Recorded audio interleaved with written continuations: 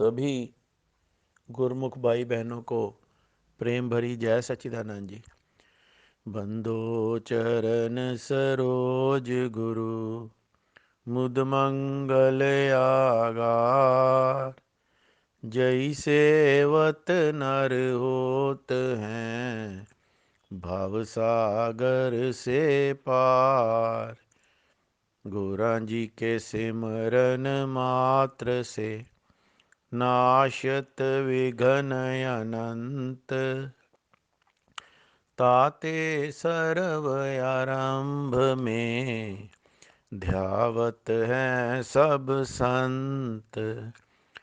ताते सर्व आरंभ में ध्यावत हैं सब संत। बोल जयकारा बोल मेरे श्री गुरु महाराज की जय। संसार में हमने सुना है कि हम इंसान दो भागों में बटे हुए हैं, एक अमीर और दूसरा गरीब। लेकिन अगर वास्तविकता में देखा जाए तो जो अमीर हैं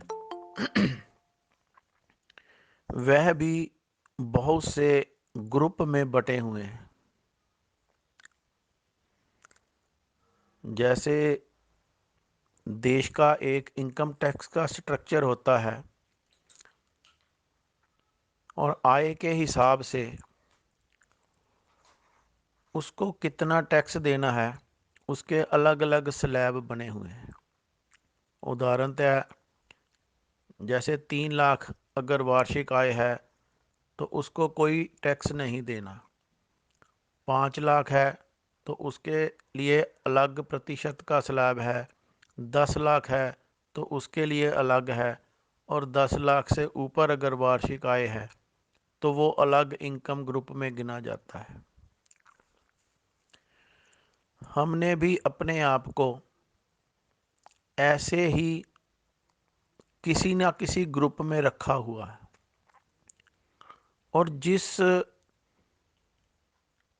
आय का या जिस स्टैंडर्ड ऑफ लिविंग में हमने अपने आप को रखा हुआ है, उसमें पहला प्रयत्न तो यही होता है कि इसको मेंटेन करके रखें, इसे नीचे ना चले जाएं। और दूसरा प्रयास ये होता है कि अपनी आय को बढ़ाया जाए ताकि हम अपर क्लास में आ जाएं। कितना ही ये विचित्र कार्य प्रणाली है संसार में कि हम दिखावे में रहना चाहते हैं, उसको मेंटेन करते हैं और उससे ऊपर भी जाना चाहते हैं। ये तो सारा संसार का जो प्रथा चली आ रही है ऐसे ही है। और संसार के लोगों को ऐसा कार्य व्यवहार करते हुए देखकर हम भी इसी दौड़ में शामिल हो जाते हैं। इसी प्रकार अगर हम दूसरी तरफ विचार करें आध्यात्मिक तौर पर, तो वहाँ पर भी हमें कितने ही अलग अलग प्रकार के संप्रदाय, मार्ग या मठ मिलेंगे जो कि हमें हमारी मुश्किलों का निदान करने के लिए, चाहे वो संसारिक हो, थोड़े से समय के लिए भी अगर प्रतिकूल परिस्थिति आती है तो उसके लिए भी हम कहीं ना कहीं भागे भागे जाते हैं कि मैं इन परिस्थितियों से छुटकारा पा लूं। बहुत से लोग हमें मिल जाएंगे जो कहीं ना कहीं बता देंगे कि अगर हमें ये प्रॉब्लम है तो हम उनके पास जाएं और वहाँ से हमारी ये प्रॉब्लम का सल्यूशन हो जाएगा। कोई कार्य रुका हुआ है, कोई बिजनेस का कार्य हो, चाहे विवाह शादी का हो, घर बनाने का हो, किसी भी प्रकार का हो, तो कोई ना कोई हमें ये सलाह दे ही देता है। अब अगर विचार करें कि हम किस पथ पर हैं और हम किस संप्रदाय से ताल्लुक़ रखते हैं, तो ऐसा रूहानी दरबार जो इस लोक की तो हमारी सभी मुश्किलों को हल करता है, लेकिन दूसरे लोक में भी हमारे लिए सचखंड के द्वार खुलवाने के लिए तत्पर हैं। कई बार तो सदगुरु देव ने अपने जीवन झांकी में ये सिद्ध भी किया है कि ये जो दरबार है, जो श्री परमहंस दयाल जी का इतना विशाल वृक्ष लगाया है, जिसकी छत्र छाया में हम बैठे हैं, वो क्या नहीं कर सकते। और इस संसार में जो छोटे छोटे और भी परमात्मा के नाम पर ये कार्य कर देंगे, वो कहाँ पर और किस ग्रुप में खड़े होते हैं, ये भी बताया है। जैसे कि पिछले दिनों चर्चा हो रही थी भक्त गोविंद राम जी के बारे में, तो उनके माता पिता ये नहीं चाहते थे कि उनका लड़का इस पथ पर चले। वो चाहते थे कि वो श्री सदगुरु देव के प्रति आसक्त ना हो। इसीलिए वो कभी किसी पंडित के पास या किसी तांत्रिक ओझा के पास जाते और उससे ये व्यथा कहते कि हमारा लड़का तो साधु मंडली की ओर आकर्षित हो रहा है, उसको वहाँ से कैसे हटाया जाए। और वहाँ से जो भी कोई मंत्र सिद्धि या कोई उपाय बताते या कुछ खाने में मिलाकर उसको देने को कहते। इतने उपाय करने के बावजूद भी भगत जी का जो सदगुरुदेव के प्रति प्रेम था, वो कम होने की बजाय और बढ़ता जाता। और सभी और ये किसी ना किसी से तो बात करते कि हमारा लड़का ऐसे हाथ से निकल रहा है। तो उनके किसी मित्र ने बताया कि एक पंडित जी हैं, उन्होंने कहा है कि एक बार अपने लड़के को मेरे पास ले आओ, फिर उसके बाद दोबारा उस तरफ वो मुंह नहीं करेगा।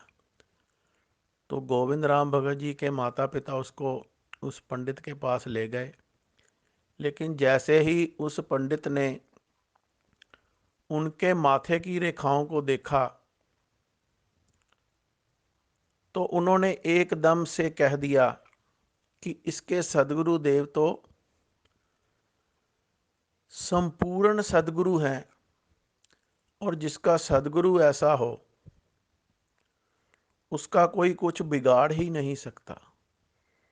तो जब ये बात उस गांव में और आसपास के गांव वालों ने सुनी, तो उस वक्त श्री तीसरी पातशाही जी महाराज साधु वेश में थे। तो बहुत से जो परमात्मा को चाहने वाले या जो रूहें भटक रही थी, वो तुरंत सदगुरु देव के शरणागत हो गए। तो ऐसी लीलाएं सदगुरु देव की ये हमारे लिए होती हैं, ना कि वो स्वयं को सिद्ध करने के लिए। हम जिस संप्रदाय के पथ पर चलने के लिए उद्यत हुए हैं, और हमारे सदगुरु देव इस संसार में श्री आनंदपुर दरबार एक भक्ति का अलौकिक स्थान है, जहाँ पर इस संसार की सभी या ये कह लें कि जितनी भी व्याधियां हैं उनको दूर करने में सक्षम है, और उसके साथ साथ हमारे आत्म कल्याण का कार्य भी हमसे करवा रहे हैं। तो कहने का तात्पर्य ये है कि हम एक उस अपर क्लास कैटेगरी के गुरुमुख हैं जिनके लिए दोनों ही जहानों की दौलत सदगुरुदेव ने हमारे लिए सुरक्षित कर रखी है। अगर हम ये समझते हैं कि हम इस वक्त के जो परिपूर्ण सदगुरुदेव हैं उनकी छत्र छाया में हैं, तो जैसे संसार में हम ये प्रयासरत रहते हैं कि जितनी आय हम पिछले वर्ष में अर्जित की है उससे ज़्यादा अगले वर्ष में अर्जित करेंगे, और पहले तो अपने इस स्टेटस को मेंटेन करेंगे और फिर उसमें बढ़ोतरी भी करेंगे। इसी प्रकार सदगुरुदेव ने भी हमें वो कार्य बताया है जिससे कि हम इस दरबार में अपने सदगुरुदेव के चरणों में जाकर बैठने के काबिल बने। उसके लिए जो सदगुरुदेव ने नियम बनाए हैं उनका श्रद्धा और विश्वास से अगर हम पालन करेंगे तो हम उस अपर क्लास में अपने आप को बैठाने के योग्य पाएंगे। इसीलिए हमारे ऊपर कृपा करके श्री श्री 108 श्री पंचम पातशाही जी महाराज जी ने जो 5 नियम बनाए हैं, श्री आरती पूजा, सत्संग सेवा, दर्शन और ध्यान, श्रद्धा से जो नित करे निश्चय हो कल्याण, तो ये सभी जो 5 नियमों की पालना है ये हमें उस अपर क्लास में अपने आप को मेंटेन करने के लिए, रहने के लिए, सदगुरुदेव का प्यार प्राप्त करने के लिए ही है। और अब उसमें जो बढ़ोतरी करनी है, उस अपर क्लास से भी ऊपर जाने के लिए जो प्रयास करना है, वो हमें श्री हजूर सदगुरुदेव जी महाराज जी ने जो आदेश दिया है 2 घंटे का भजन अभ्यास हमें जरूर करना है। और इन 24 घंटों में कैसे भी हम समय निकालें उसके लिए हमें भरपूर चेष्टा करनी है, और अपने सदगुरुदेव की प्रसन्नता को प्राप्त करने के लिए ये जो 2 घंटे का भजन अभ्यास का जो सदगुरुदेव ने हमें आदेश दिया है उसको हितचित से निभाना है, और इसकी पालना करते हुए हमें सदगुरुदेव की प्रसन्नता को प्राप्त करना है, और यही हमारे जीवन का लक्ष्य है। बोलो जयकारा बोल मेरे श्री गुरु महाराज की जय।